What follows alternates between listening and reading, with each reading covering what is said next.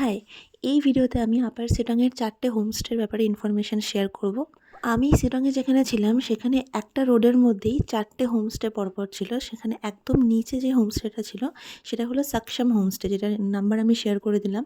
আর ঠিক সাকসাম হোমস্টের একদম ওপরে, একটু ওপরে রয়েছে ধুপিধারা হোমস্টে। এই হোমস্টেতেই আমরা দুদিন ছিলাম। তো হোমস্টের আউটসাইড লুক মানে আউটসাইড ভিউ পয়েন্টগুলো খুবই ভালো।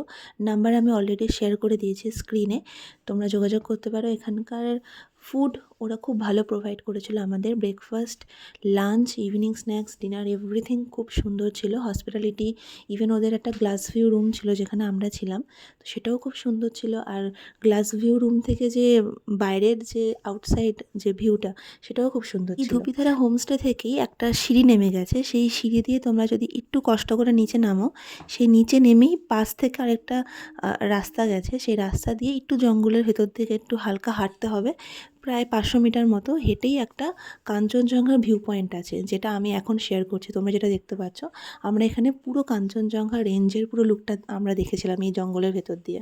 ধুপিধারা হোমস্টে থেকেই, যেখানে আমরা ছিলাম সেখান থেকে ওয়াকিং ডিস্টেন্সে, একদম একটুখানি ডিস্টেন্সে তোমরা আরেকটা হোমস্টে পেয়ে যাবে। সেটা হলো hills and Horizon homestay, number আমি প্রোভাইড করে দিলাম। এখান থেকেও আউটসাইড ভিউটা খুবই সুন্দর।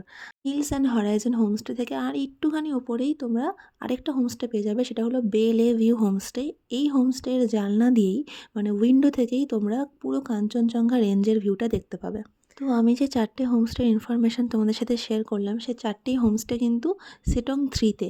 সিটং 2 আছে, সিটং 1 আছে। সিটং 1 থেকে অবশ্যই তোমরা কাঞ্চনজঙ্ঘার ভিউটা আরও সুন্দর দেখতে পাবে।